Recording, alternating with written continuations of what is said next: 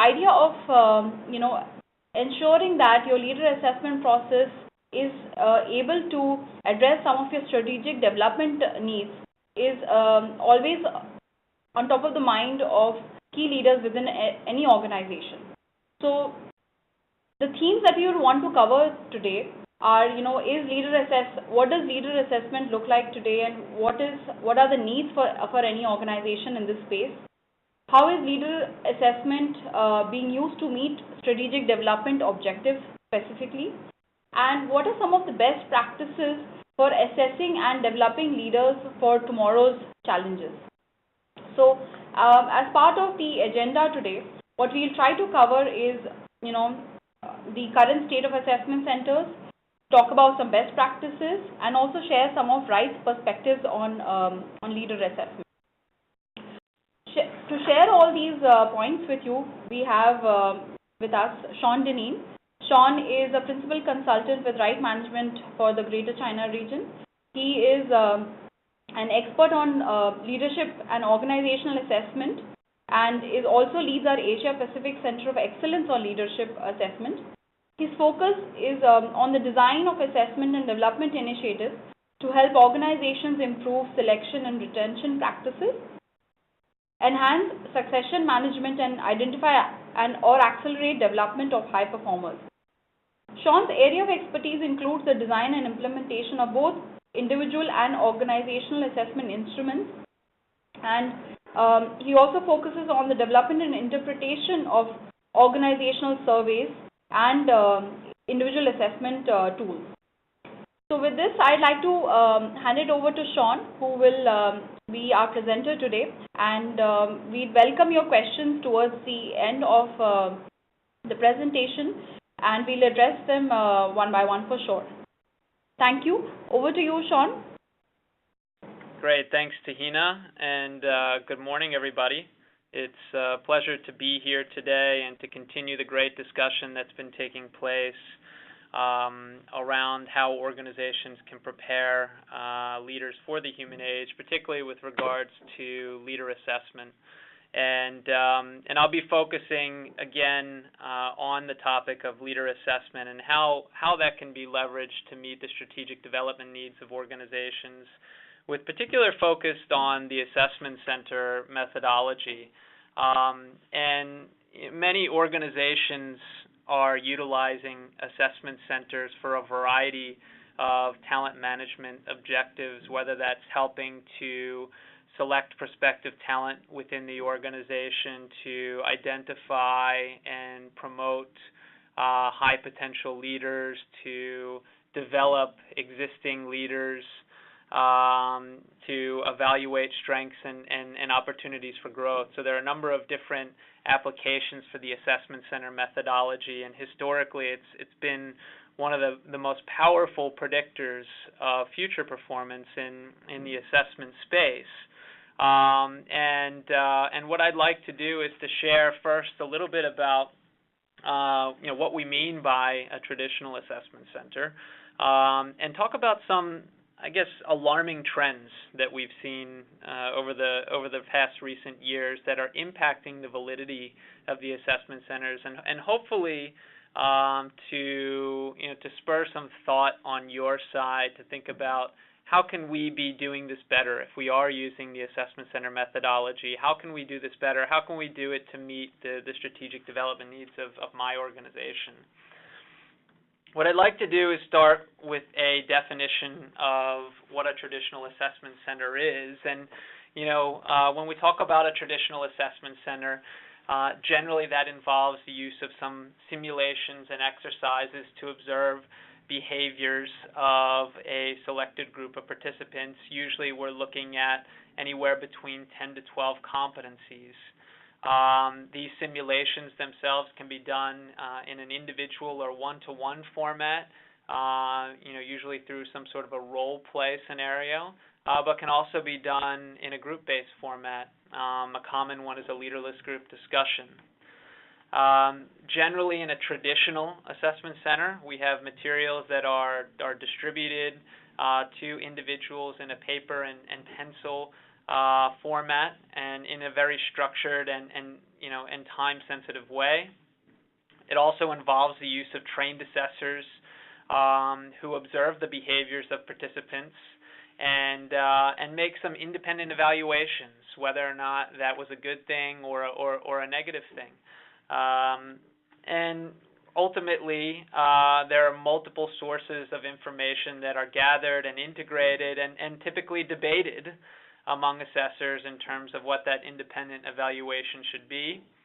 And those results should come in the form of some sort of evaluation around the individual strengths, their opportunities for growth on those attributes or competencies that were being assessed. And then dependent on the application of the assessment center, that information is shared back to the participants to inform some sort of a development plan to guide future growth. So I think it's important for us to calibrate and align first around what we mean by an assessment center. And this is very much a traditional assessment center. So how does the assessment center compare to other assessment techniques? Because there's a lot of different types of assessments on the marketplace today. And really, what are the pros and cons of each? And if we look at the assessment center versus other options that are available, starting first with individual assessments, typically we're making some sort of holistic judgment during an individual assessment process. It's conducted by one person, and you're assessing individuals one at a time.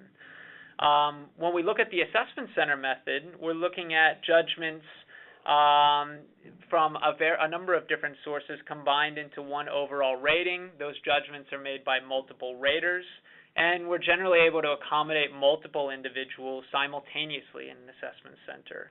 So there's some advantages there with the assessment center method versus an individual assessment. We compare it to multi-source feedback or 360, 180, 270. In multi-source feedback, the raters who are providing the feedback generally receive limited or no training around assessing an individual. And we're using multiple raters as part of that process.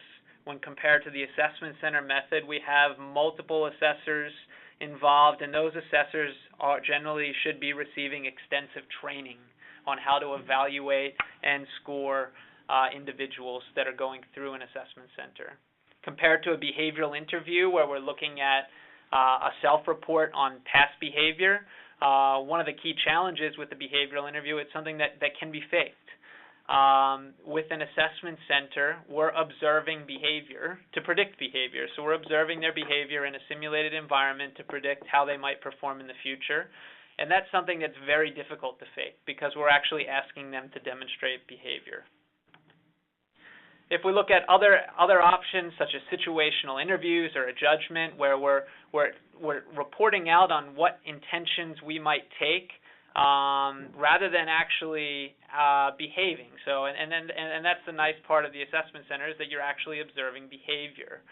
With cognitive ability tests or IQ assessments or critical thinking tests, generally we're looking at abstract problems, how people are able to make decisions around that. One of the challenges is that there's adverse impact with cognitive ability assessments. And when we compare that to the assessment center method, we're asking individuals to work on concrete work-related problems. We're looking at a demonstration of overt behavior, and there's very little adverse impact based on the research that's been conducted. And finally, when we look at personality questionnaires, something that's very common in the marketplace today, one of the biggest drawbacks and criticisms of a personality-based questionnaire is that they tend to be easy to fake. They're based on a self-description of who the individual sees themselves and how they see themselves. They measure stable traits, so unlikely to see a change over time. And there's low face validity, meaning when a participant looks at an item, they can't really tell how that relates back to the job. And again, in comparison to the assessment center method, it's very difficult to fake. We're looking at description by observers, not self-description. We're looking at behaviors, things that can be developed over time. And there's high face validity. So participants that go through the simulation can immediately draw the correlation between that simulation experience and what it's like to be on the job. So the assessment center clearly provides a lot of advantages over alternative techniques. And that's why it's always carried such weight and power, and it's really considered the most sophisticated approach to assessing talent and predicting future behavior. With that said, we've seen somewhat of a degeneration in terms of the methodology being applied across organizations in today's world of work. And I'm showing you a quote from a very prominent industrial organizational psychologist in the UK, a gentleman named Steve Blinkhorn, who's essentially indicated that in practice, assessment centers have degenerated into tick box assortments of off-the-shelf exercises, far from bringing the haute couture of the assessment world, and they've become high street ripoffs. So clearly, that's a very bold and kind of extreme statement, but I think there is something to that, and it is based on some research and some alarming trends that we're finding in terms of the validity of assessment centers. And really, when we talk about the validity of it, we're looking at its power to predict the future, and that's really always been the value proposition of an assessment center, is that it provides you with a window into the future, and what we're seeing is that power to predict the future based on a meta-analysis across a number of different assessment centers studies is showing that validity has fallen. And so the question is, well, why is that? And what's really driving that? And I think there's a multitude of factors that are coming into play.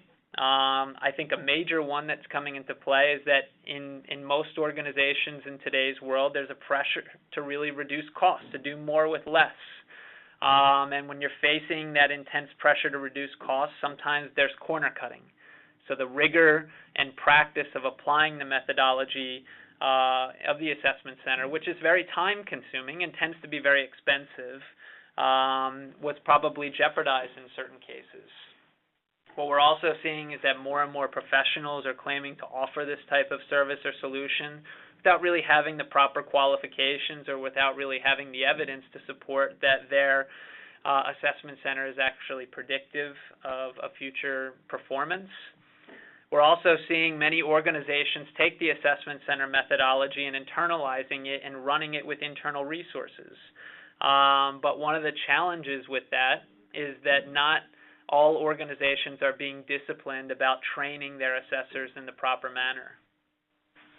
The other thing that we're seeing is this trend to design assessment centers from scratch, to make it more relevant, to make it more parallel to the organization-specific business.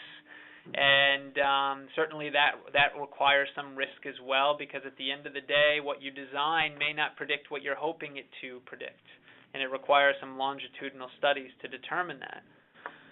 We're also seeing outdated modes of delivery that impacts the face validity. So we talk about this paper and pencil approach, and one of the things that we were very focused on in our new Leader Evolution Assessment Center and approach is making sure that there's a realistic experience for candidates, and that technology has been embedded and integrated into the approach, and many organizations still use the paper-pencil approach with the assessment center. The other most common mistake that I see is there's an attempt by organizations to measure too many attributes or too many competencies. I showed earlier that in a traditional assessment center, many organizations try to measure somewhere between 10 to 12 competencies, and that is far too many. The research shows that once you go beyond 6 competencies, that there's a decrease in validity. So that sweet spot is somewhere between 4 to 6 competencies for an assessment center. Anything beyond that is going to jeopardize your ability to really predict the future.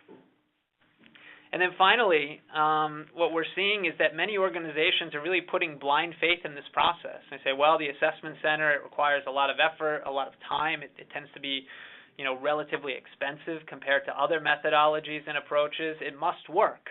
But there's no monitoring of the approach, and there's no monitoring to see, are the scores from the assessment center correlating with job performance.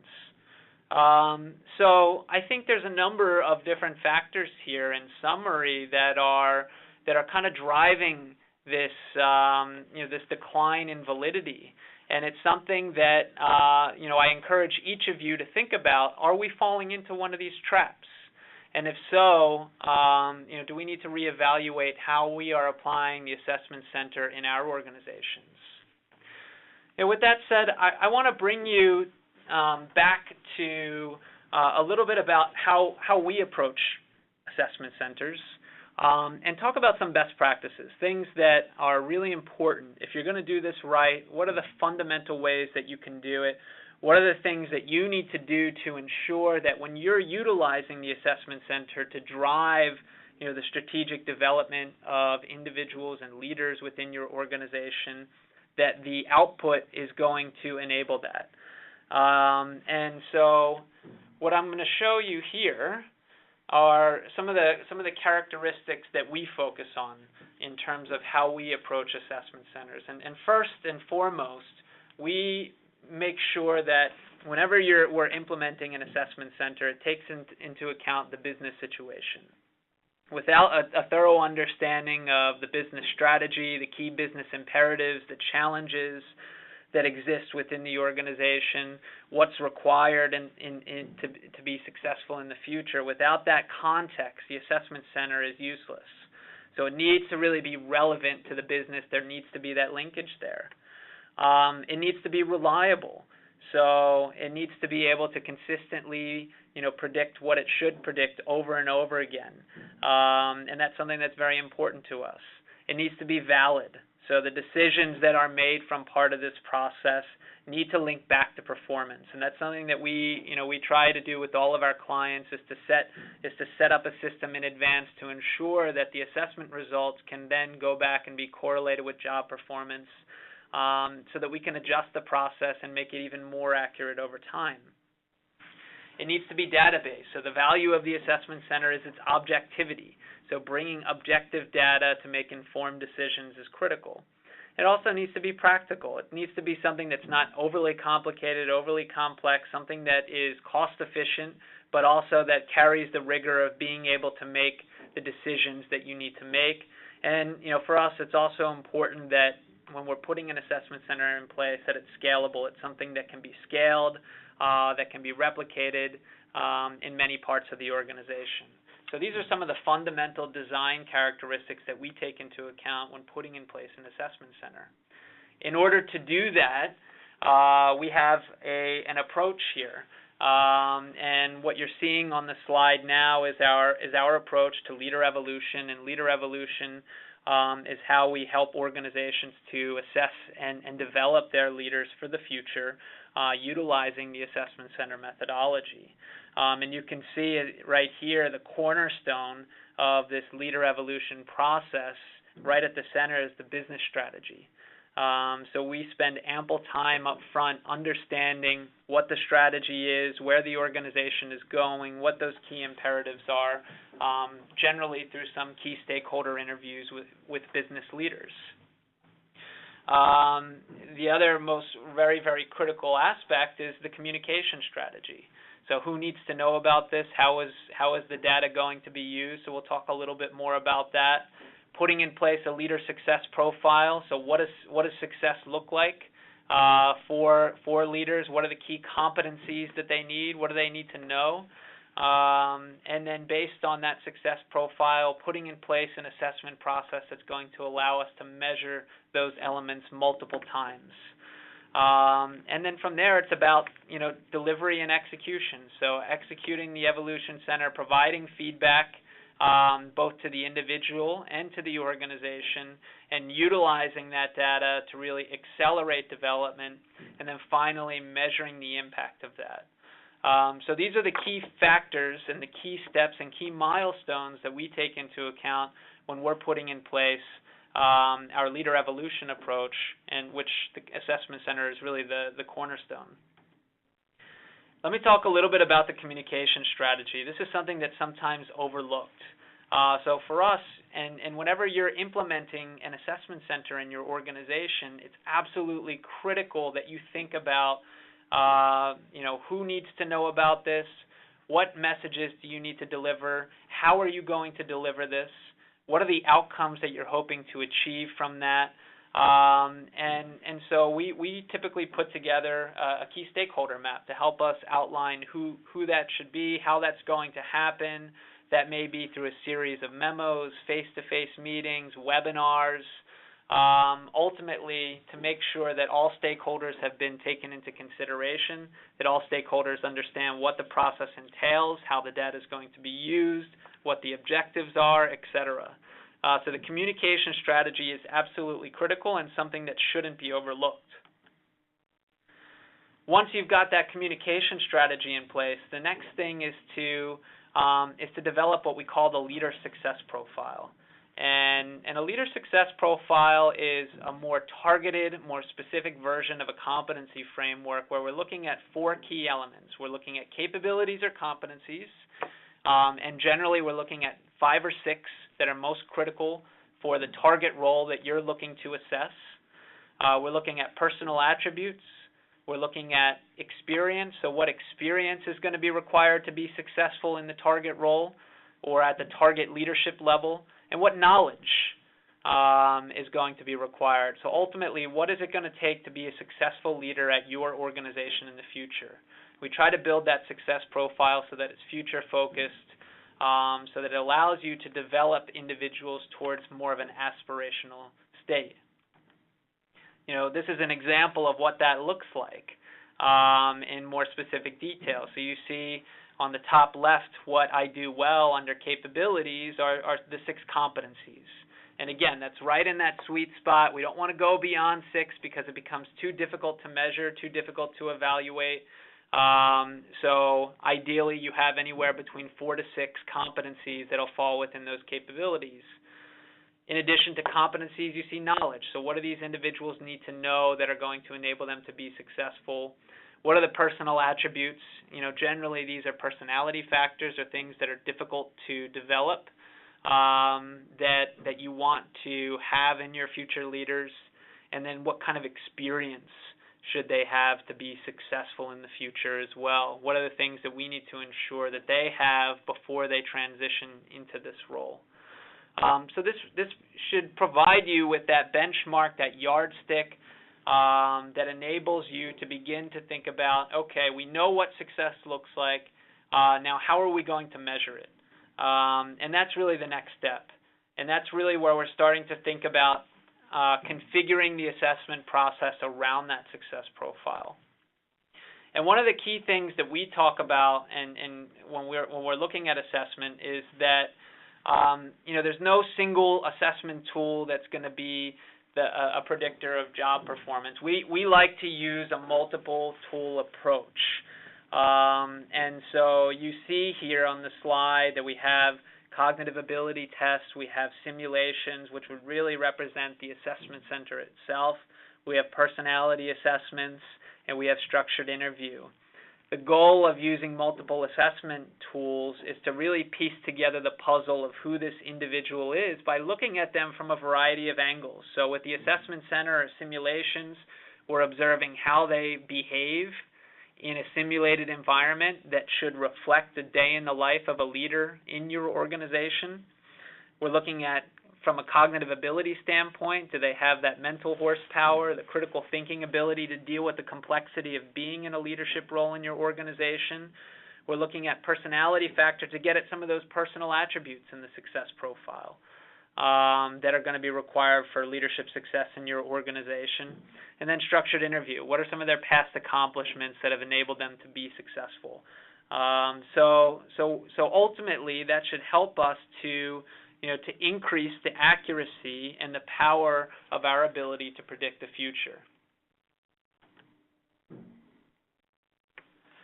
When we look at our leader evolution approach, you can see here that a number of those factors that we just mentioned are included in how we evaluate leaders and how we evolve and develop them towards that success profile or that aspirational state.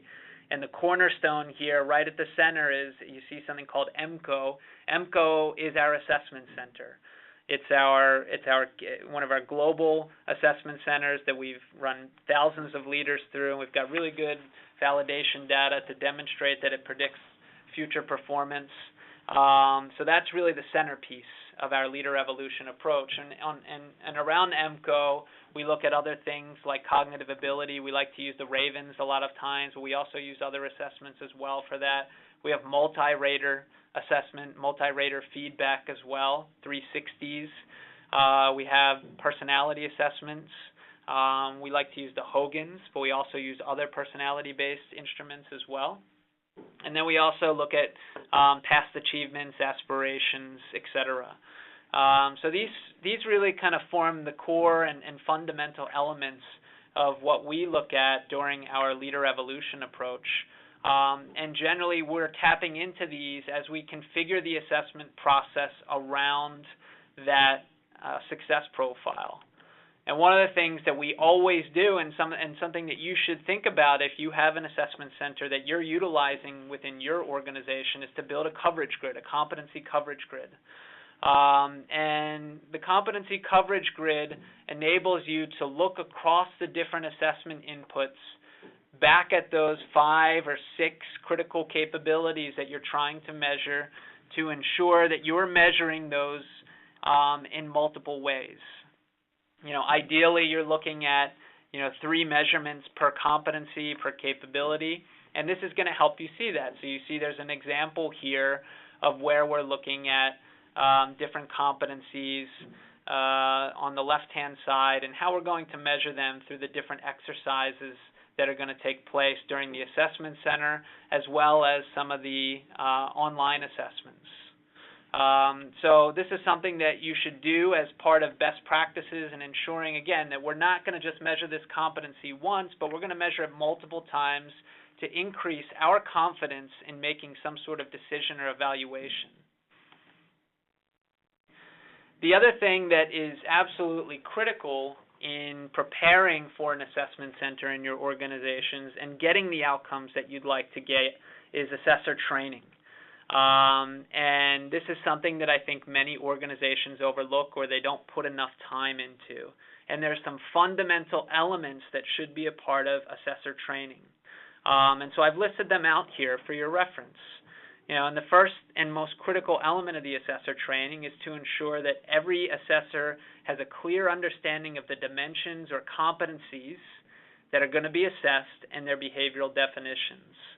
One of the things that I like to do is to do a card sort exercise where I list out the different behavioral anchors that fall within a competency, and I have the assessors to sort them into the 5 or 6 capabilities. Which behavior relates to which competency? That's one exercise that you can think about including as part of your assessor training. The other elements should include ensuring that all individuals and assessors know how to observe, record, classify, and evaluate behaviors relevant to the dimension or competency being assessed.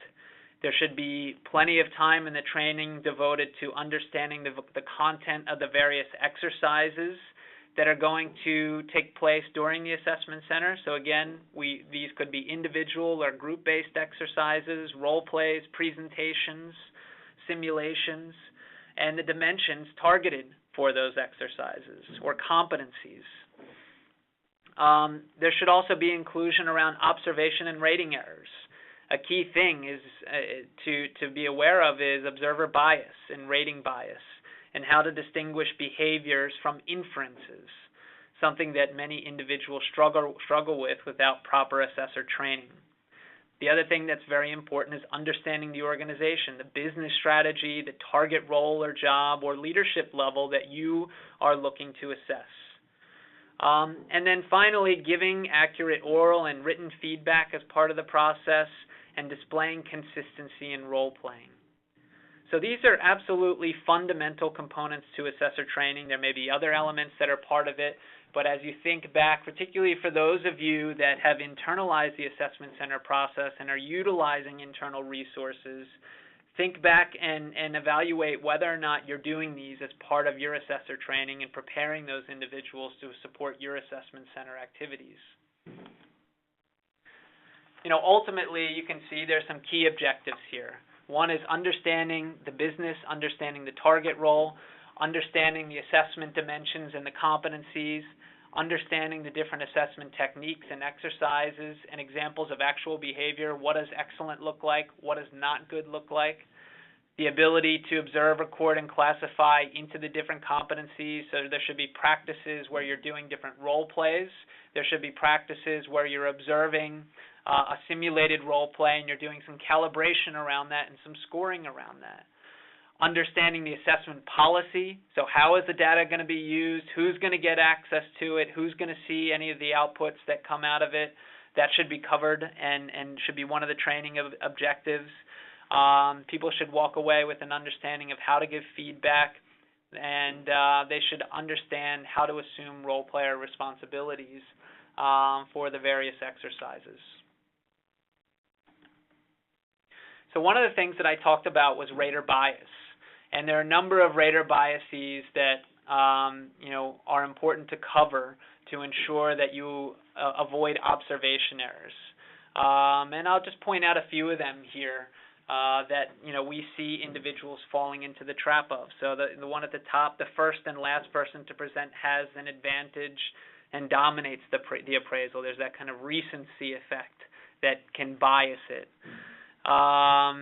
You can see sometimes we see there's a tendency by assessors to describe all participants as average. So rather than using the full rating scale, everybody's a 3 on a 5-point scale.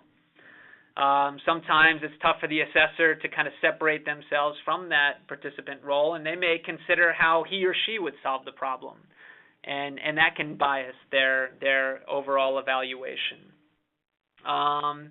Maybe there's a sense of the observer notices similarities between himself, herself, or maybe a participant reminds the observer of their best friend, and so they're likely to give them a higher assessment score. So, these are important things to cover during the assessor training because we do see people falling into these traps. And I think particularly when you're doing this with internal observers or you have leaders involved in this that are supporting this process, it's important that they take those biases out of the equation to ensure that you're getting the most accurate results possible. So now that you've got your assessors ready, trained, and prepared, and it's something that we do, we put a lot of emphasis on, and we always do assessor training with our consultants before any sort of assessment center initiative. Then it comes time to launch the simulation. And I know on previous calls, on the last call with Gary Schmidt, he introduced the Leader Evolution Center and our EMCO Assessment Center platform.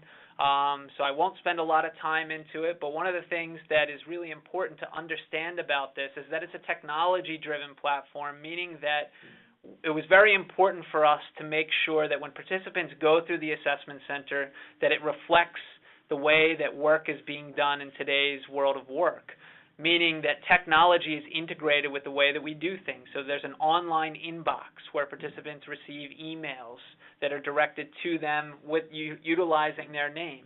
There's a series of different role plays that take place throughout the day. Some of those role plays are face-to-face. Some of those role plays may be on the phone. And the day culminates with a presentation where the individual is presenting a strategic business plan for their region. And it's really a build process. So all of the different exercises relate to each other, and they all ultimately build on each other and culminate with this day-in-the-life activity for a leader. So for us, it's really important that it reflects what it's like for a leader in your organization. So we've built EMCO in a way that is customizable, configurable, and a lot of times we're making some adjustments to it to reflect our clients' organizations. So we're making adjustments to the exercises. Sometimes we're involving their leaders as role plays. So we recently did an assessment center with a large biotech organization who brought in their executive leadership team to come in and play the role of the boss during the simulation. So at the end of the day, when the participants were finished going through the majority of the simulations, they had to come in and present their strategic business plan to the actual executive leadership team of their organization. And it was a great way for them to get exposure. It was a great way for them to interact with the executive leadership team in a safe environment. And I think the executive leadership team got a lot of value out of it as well, because they got a chance to observe some of their high potential talent, but they also got a chance to brush up on some of their talent assessment techniques. So we did some training for them in advance to prepare them to effectively play that role. So there's a lot of value that can be gotten out of the process of including senior leaders or including internal observers, but it's very important that you go through the process of getting them prepared and trained in advance. What are the outputs? Well, generally there's integrated feedback reports for the individuals that provide them with strengths with their development needs. Typically that's fed back to them in a feedback and coaching session where we're starting to identify areas for development. And then something that we like to work towards is what we call a personal strategic plan. So a lot of the focus that we're taking now in terms of providing feedback, particularly when it relates to development, is ensuring that there's some sort of linkage to their career, their long-term career goals. And I'll show you an example of what that looks like in a second. So you get a sense of that. And then once we've got that strategic plan in place, then it's a matter of getting alignment, having a three-way meeting with the individual, their boss, and HR business partner to ensure they have support and the resources they need to go out and execute that plan. So this is an example of one of the career development plans that we utilize. It's called the Personal Strategic Plan. And for us, what we found is that when we're able to link to the longer-term career goals of these individuals, they're much more likely to follow through and execute their personal strategic plans. So right now we're working with a Fortune 500 healthcare and pharmaceutical organization, and we're assessing 1,000 of their high potentials across the globe. And at this point, we've run a couple hundred through our assessment center. And the client has been really, really amazed by the level of commitment and engagement that has gone into participants executing their personal strategic plan. They really saw this as a key element of success for the program. So our consultants spent a lot of time helping them to craft a career plan, helping them to think through what were their long-term career goals. What were their values? What was their career mission? You can see on the screen here we have them do a SWOT analysis on themselves. So what makes them unique? What are some of the weaknesses that they need to work on? Where do they see opportunities for them to develop their career in the organization? What are the things that could get in the way of that?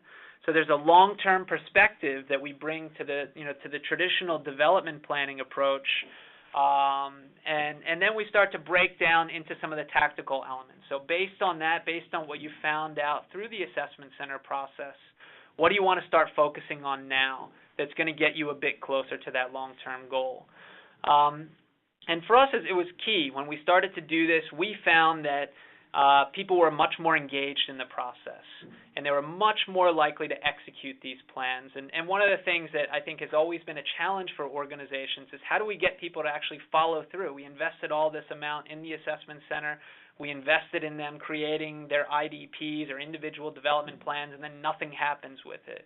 So when we find that you link back to the career and you help them see the long term, then they're much more likely to stay with the organization. They're much more likely to kind of utilize this as kind of their career compass, something that they come back to, something that they're always developing, and something that they're always kind of utilizing to help them think about how they take that next step in their career.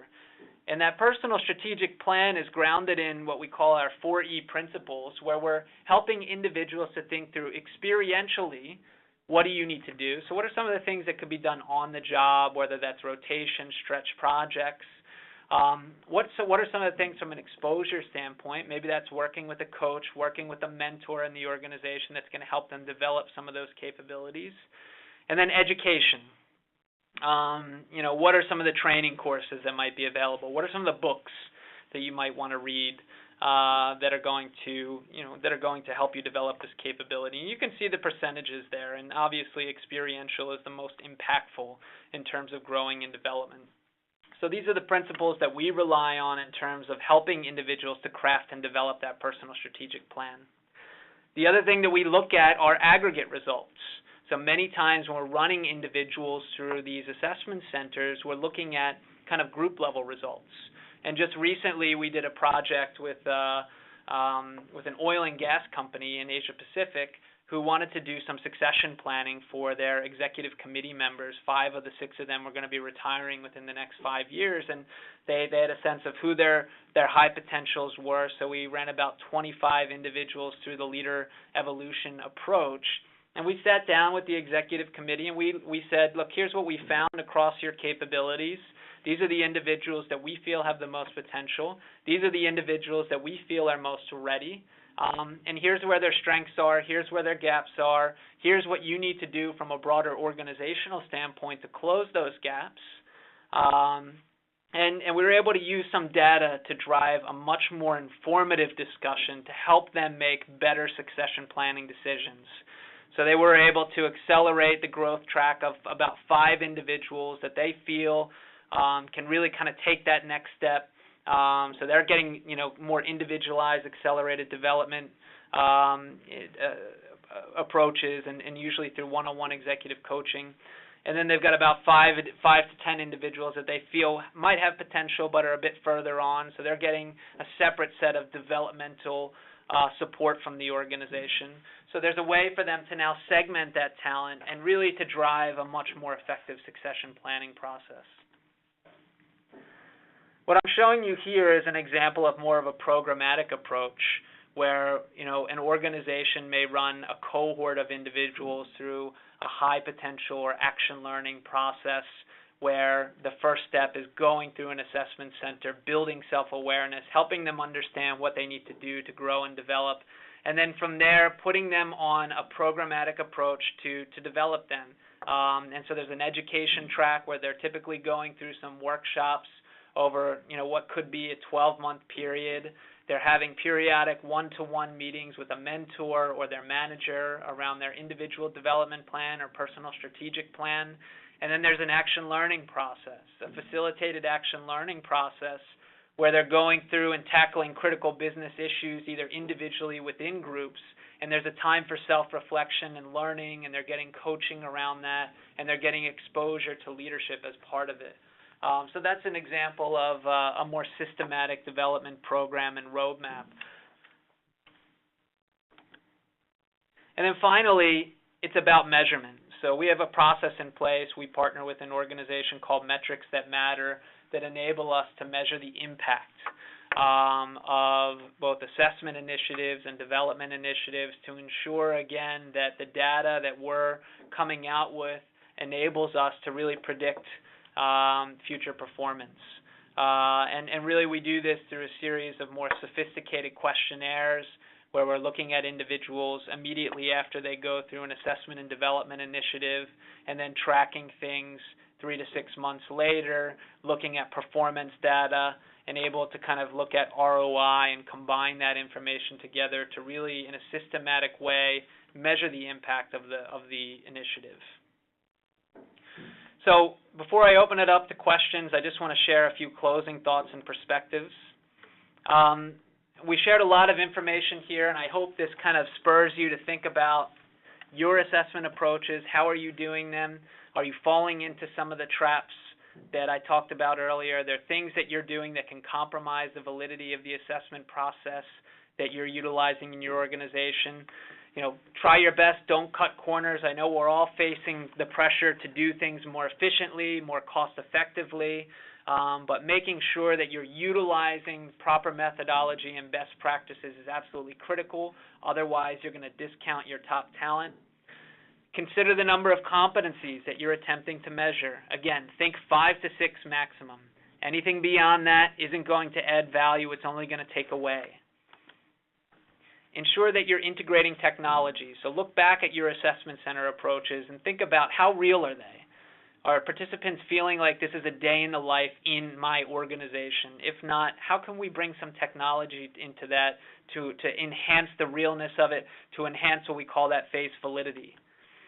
Use properly trained assessors. So particularly if you're utilizing those internal resources, whether it's HR, business partners, or you're utilizing leaders within the organization. Make sure they go through a proper assessor training. Think about some of those fundamentals that need to be involved.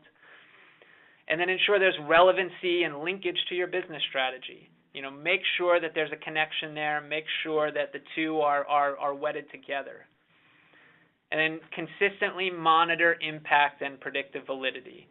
Don't put blind faith in the process. Fine-tune it, measure it, adjust it. Make sure that ultimately the assessment process is actually predicting what you want it to predict. And if not, find out what's getting in the way. And the best way to do that is to really consistently monitor, be disciplined about that.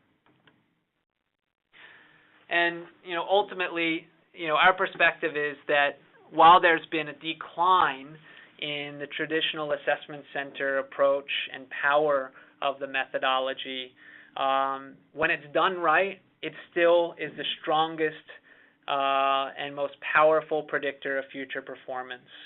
And, I guess the key message that I want you to take away here is that, when it's done correctly, assessment centers are still as powerful as they always were and can be more powerful as long as they're keeping pace with the way that the world of work is operating these days, and as long as you are ensuring that you're putting the proper procedures in place to bring those valuable outcomes. So let me open it up now to questions and invite Tahina to join me. Thank you, Sean. I think we talked about some very key points today, especially with all these new age practices that are coming about. It is always important to understand what is still working and what is it that we probably need to look forward to when we talk about leader assessment.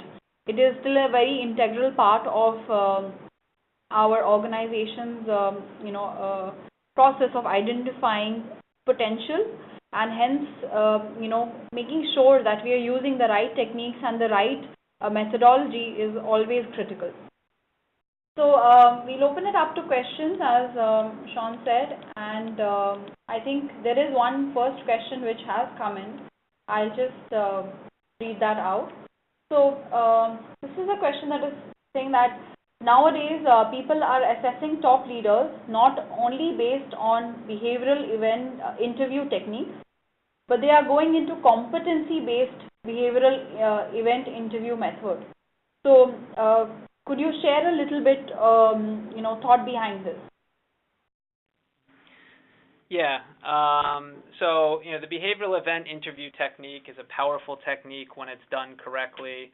I think the biggest challenge with organizations getting it right is that, it requires a skilled assessor, it requires a skilled interviewer, it requires somebody that can really probe into details and probe until they really get a strong understanding of what that individual did, what was their role in that process, and what was the impact from that.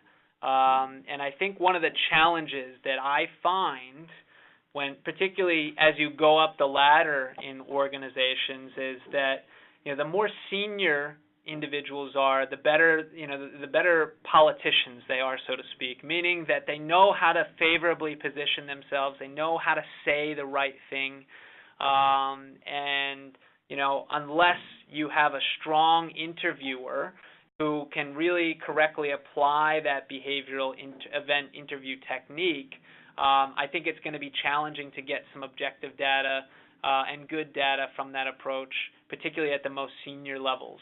So if it's done correctly, I think it can be a very powerful tool. But I do see some challenges with it at more senior levels, and I think that when you get to that more executive and that more senior level, you need to start to utilize and couple that approach with other assessment techniques, because those individuals are so skilled at communicating at that level. Thank you. The next question is, how frequently are assessments used for hiring and selection? It's a good question. I wish I had some data to say how I don't have any specific data off the top of my head or in front of me. I can tell you that the best organizations have have a pretty rigorous process in place, and I think that they utilize it for their critical positions. So I'll give you an example. We were doing an assessment just this last week for a multinational financial institution who had sent us a director-level individual that had interviewed with about 5 or 6 internal stakeholders as part of their process. They felt this individual was going to be a great fit for the organization, but as part of the final hurdle in the selection process, they send them to our Leader Evolution Center just to ensure that this person does have the right capabilities to be successful in that target role. So we put them through our assessment center, our Leader Evolution Center, and what we found was a very different story than what the client had told us. And we found that the individual was quite abrasive, very direct. The management style was not very conducive of what the organization was looking for. And we were able to save them, hopefully, a significant amount of money in terms of making a bad hire. Somebody that we felt wouldn't be successful in the organization, and had they just used their internal interviewing approach, they would have hired that individual and possibly made a costly hiring mistake. I think that answers another question which was also asked, but Sean, it will be great if you can add in is, how do you kind of differentiate between internal or external assessment mode? And is there is something better than the other? I think there's pros and cons to both, and I personally have had some great success in partnering with internal observers, internal leaders for organizations, particularly when you're using the assessment center for development purposes, to have some great outcomes. But I think it's a powerful combination to bring in an external observer who's unbiased, who's objective, who can bring in those best practices, but also to couple that with an internal observer who knows the organization, who knows the culture, but somebody who can also provide some exposure. A lot of times when we're doing this, that internal leader is helping to provide some of the feedback and coaching and serves as a mentor. And I think that can be really powerful. And a lot of times when we're getting feedback from participants, they really like the aspect of having exposure to internal observers as part of the approach. But at the same time, you always have to be aware of those biases, those observer biases. There has to be a lot of training that goes into it. And it's a significant time investment for those internal observers. So one of the biggest challenges with one of the organizations that we partner with is reserving the time of those internal observers and getting them to commit 1 to 2 days to support an assessment and development center. And that's not always easy. So it really depends. I mean, there's pros and cons. The advantage of external observers is that they're objective, they're available, they can do it quickly and efficiently, and I think that's really the advantage. And they bring in those best practices. So it really depends on the situation. We have another question, which is on succession planning is a very effective tool, but how do we implement it with startups? And I think this question is in leader development because that is a very integral way of kind of getting to know who you want to maybe put into strategic positions. Yeah, I think it's a good question. I think the same principles and methodology would apply to a startup, but obviously, I think when we talk about understanding the business context and really making sure the process is grounded in where the business is going, for a startup, that's even more critical.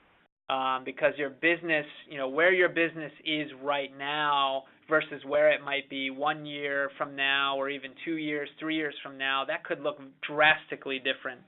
And so it means, typically when you're designing a succession management process and you're starting to think about what success looks like, what kind of leaders are we going to need in the future for some of these strategic roles that are going to enable our growth objectives.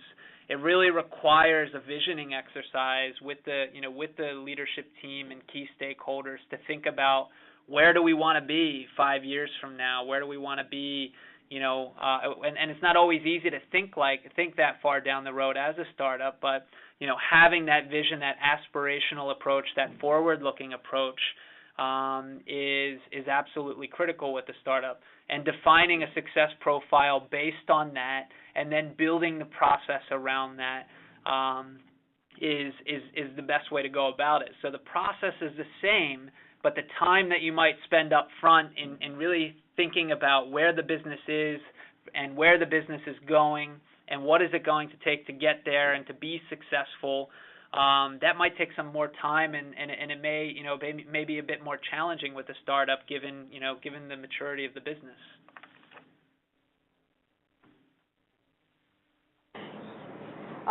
We have another question is from Prem Kumar. Is how long does the intervention take from the point of assessment to training, and when do you see results? It really depends. When we're doing this process, we have full-day assessment centers, we have 3-day assessment centers, we have half-day assessment centers, and each situation is different.